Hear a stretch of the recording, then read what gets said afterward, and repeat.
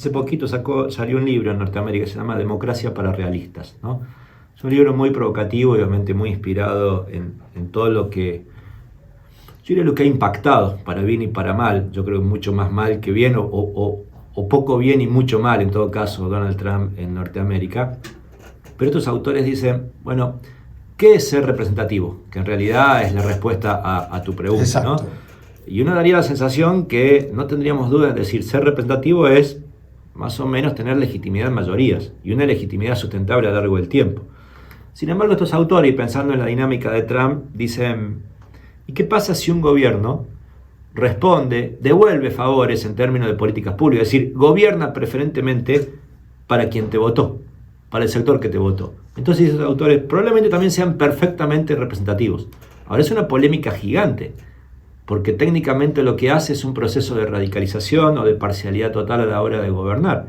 Ahora la pregunta es, ¿estoy soñando con un ejercicio hipotético que podría darse de aquí a 20, 30 años en algún momento? No, es lo que acaba de suceder en muchos países, pero particularmente en la dinámica norteamericana, en la dinámica brasilera, ¿no? Donde los gobiernos gobiernan prácticamente con exclusión de todo aquel que o aquella que no está cerca de mi punto de vista. O sea, asumo el poder y gobierno para mí. Así es, si soy votado por conservadores, priorizo todas políticas conservadoras; si soy votado por progresistas, priorizo todas políticas progresistas, ¿no? En general, parten de un ejercicio de exclusión, porque incluso además presupone que las mayorías aceptan la democracia, algo que nosotros, quizás como adultos, tenemos absolutamente internalizado y no tenemos ningún tipo de duda, por lo menos en una proporción histórica en Argentina era algo así como 90-10 desde la recuperación de la democracia. Ahora, debo advertir, señoras y señoras que escuchen, que eso es una ficción. América Latina hoy prácticamente tiene una proporción muy cercana a la mitad de la población que le da lo mismo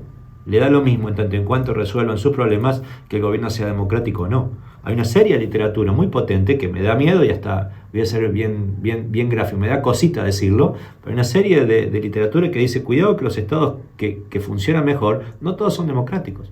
Singapur, por ejemplo, ¿sí? Aún con su particularidad. Entonces es sumamente interesante ponerse a pensar estas dinámicas, sabiendo que para nosotros la democracia es un valor irrenunciable, pero también sabiendo que esta democracia no es la misma democracia no cuestionada que hace tiempo, ¿no? La democracia está estresada desde todo punto de vista, y además traía una especie de mochila de expectativas desde la recuperación de la democracia en la tercera ola democrática, sí, en la región. El preámbulo de Alfonsín. El preámbulo de Alfonsín era el prototipo de esta idea de promesa que las democracias traían en toda la región, ¿sí? Y sin embargo hay un estudio internacional que ya lleva décadas haciéndose, que es el estudio Latinobarómetro, que mide las percepciones políticas y sociales de la región, y todos los mismos problemas de la década del 80 y del 90 están vigentes, y además, por si fuera poco, se le agrega la inseguridad, que es un problema mucho más grande que todos los otros juntos.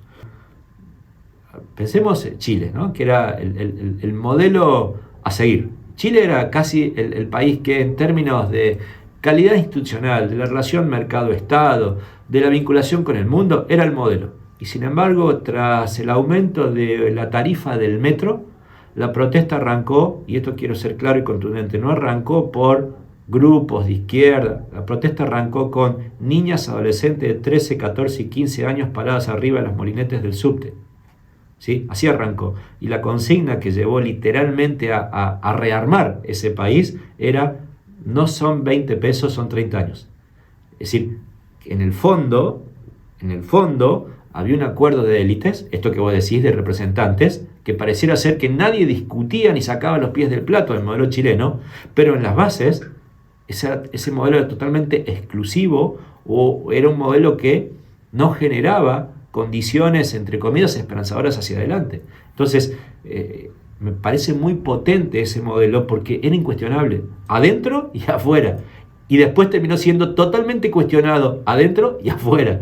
Entonces, ahí hay un problema serio, que ni siquiera, y te estoy tratando de dar muchas vueltas para responder de múltiples modos a tu pregunta, ni siquiera los acuerdos de élite, los consensos que tanto pregonan la política, son garantía de poder avanzar en algo que muchas veces deja fuera a la sociedad.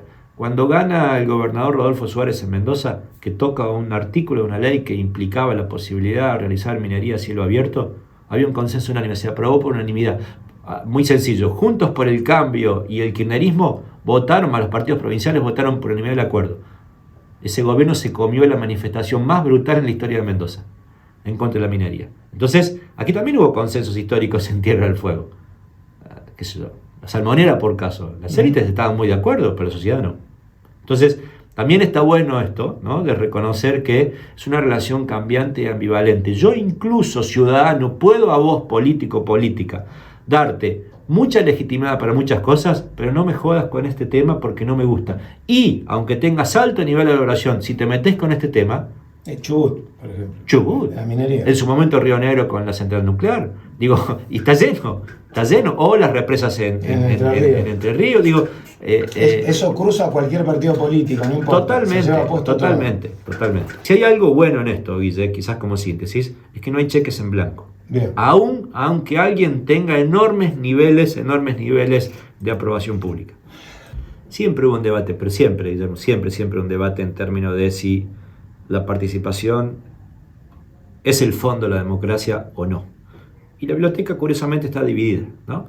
Hay visiones elitistas, muchas visiones elitistas, que hay un autor clave, se denomina Schumpeter, ¿no? que plantea ese elitismo de modo tan potente que dice, tienen que gobernar los que saben. La derecha norteamericana dice eso. Totalmente. En la Constitución de Filadelfia van por ahí. Así es, o cuando fíjate que alguien se queja y dice, mirá lo que votan, te estás enojando con el pueblo, literalmente le estás quitando capacidad de elegir, ¿no? O estás intentando restringir su capacidad de elegir. Como dicen, no saben votar. No, sí, quieren votar eso, que no te guste es otra cosa, ¿no? Y por otro lado está aquellos, yo soy de ellos que en muchas cosas las instancias participativas que son muy costosas no me refiero al dinero, son costosas en la voluntad política ahí atrás de establecerlas, de mi punto de vista generan algo así como la chance de calibrar la democracia en el mientras tanto que sean las reválidas electorales que vos decías, ¿sí?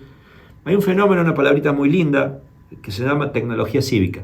Es la cantidad de, particularmente aplicaciones, software, programas, que permiten que instan a distintas instancias de participación.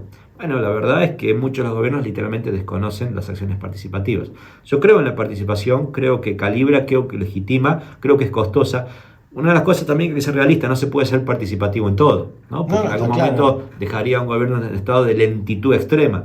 Pero sí de asamblea permanente. Exacto, pero sí se puede ser participativo en temas críticos. Sí se pueden ser participativos en temas que potencialmente pueden escaparse de la necesaria legitimidad o de la conflictividad que sin la legitimidad esto pueda generar. Entonces, ahí sí comparto que los gobiernos dejan de lado los criterios participativos y además desconocen muchísimas instancias de tecnología cívica que podría acelerar esas estructuras participativas. Por ejemplo, te voy a dar un dato que es contundente, que avala tu pregunta también es una afirmación, que es, tuve la oportunidad de dirigir el estudio Gobernauta. El estudio Gobernauta fue un estudio que financió el BID, el Banco Interamericano de Desarrollo, en 61 distritos de más de 1 millón de habitantes en América Latina. Sí. Se me ocurrió, es la relación entre gobiernos digitales y ciudadanos, ¿sí? O gobiernos en las redes y ciudadanos, para ser más exacto. Se me ocurrió hacer algo y digo, ¿los gobiernos preguntan a la ciudadanía? Bueno, buscamos en 2.200.000 interacciones, es decir, 2.200.000 interacciones, solamente el 2% tenía algo mágico, que es un signo de pregunta. Es decir, solamente el 2% de los gobiernos preguntaron algo a sus ciudadanos. Y además quiero aclarar que también es mentiroso el 2%. ¿Por qué? Porque muchas preguntas eran ironía de los gobiernos. Por ejemplo, ¿se creen que nosotros... Bueno, no es una pregunta participativa, casi diría es una autoafirmación de una postura. Así es. Claro. Entonces vos decís, es una gran mentira la instancia participativa. Además vos escuchás siempre a políticas o políticos. Yo escucho a la gente, un carajo. Literalmente y que sin vuelta, un carajo. Es decir, esto te dice que no solamente no escuchan, sino que no producen algo antes de la escucha, que es preguntar. A mí lo que me preocupa es que en realidad en el mundo están en auge lo que se llaman democracias con I y liberales, ¿sí? Una democracia iliberal es aquella que produce una llegada al poder por vía democrática y luego acomoda, entalla la institucionalidad a mi medida. Literalmente, produzco un país o un sistema político totalmente entallado a lo que quiero, a mis deseos. Hoy el modelo de democracia entallada más potente de América Latina es El Salvador, pero no es el único caso. Democracia iliberal. Si vos recordás, hasta antes de la intervención rusa, intervención militar, o invasión, si querés, para ser más exacto, en Ucrania, los memes de Putin circulaban en el mundo como una especie de macho men deseable. y digo esta lógica, lo digo con ironía, del macho men deseable, es un macho men que unos dirían, bueno, yo lo quisiera del presidente. Mucha gente decía. El domador de osos. Pero así es. Claro. Sí, es ese Putin en cuerva arriba de un caballo. Ese meme que circula por todo el mundo es un ejercicio de lo que se llama en inglés soft diplomacy, es diplomacia suave. Es decir, que instala una visión de un líder poderoso en un país al que más o menos le va bien porque tiene un líder poderoso que los protege. Entonces digo, cuidado también con no comernos sapo o no mentirnos, no tener cierta dosis que nos haga refrescar, que hay veces que somos o son directamente hipócritas, en el sentido de decir, se ven modelos de liderazgos que no son democráticos y no se los rechaza. Putin es rechazado ahora tras lo de Ucrania, antes no, al contrario, muchas veces la picardía política, y picardía soy muy benévolo, muchas veces quien hace crujir las instituciones son celebrados, muchísimas veces. Yo una vez pregunté, no viene al caso dónde, en una encuesta en El País, quién era el mejor político. Era aquel que había prácticamente violado muchísimas de las normas, pero se lo veía como pícaro, ¿sí? Ahora no es un modelo a seguir, pero se lo veía como buen político. Y fíjate, entonces hay una especie de internacionalización, se internaliza, la palabra, de que ser buen político es ser un pícaro total, ¿no?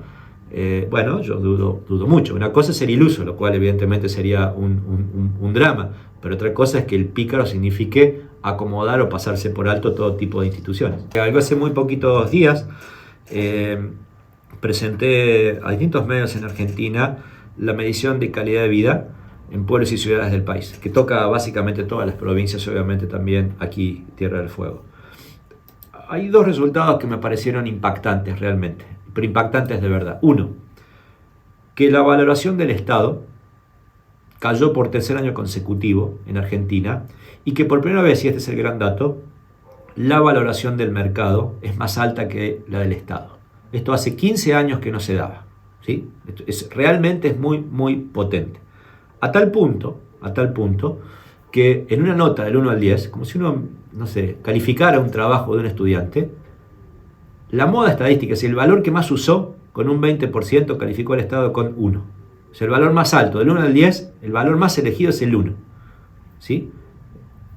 ¿Quién mide 20% hoy en las encuestas? Milei, que rechaza el Estado. Entonces, fíjate que hay una dinámica muy anti-instituciones, muy anti-Estado. Voy con otra segunda cuestión, muy asociada a lo mismo. En este mismo estudio se desplomó la participación política en partidos políticos, cooperadoras escolares, clubes, cooperativas, iglesias, sindicatos, ¿sí? Pero sin embargo la gente aumentó la participación en algún tipo de acción solidaria o comunitaria. ¿Qué te está diciendo? Que no creo en las instituciones. Ya no creo en el Estado, ya tampoco creo en las instituciones. Y voy al tercer elemento. Cuando arrancamos con este estudio en la pandemia, y esto es muy típico que suceda en situaciones de crisis, la solidaridad era el valor más importante en Argentina. Hoy, midiendo valores como solidaridad, orden o libertad, el valor dominante en la región argentina es libertad.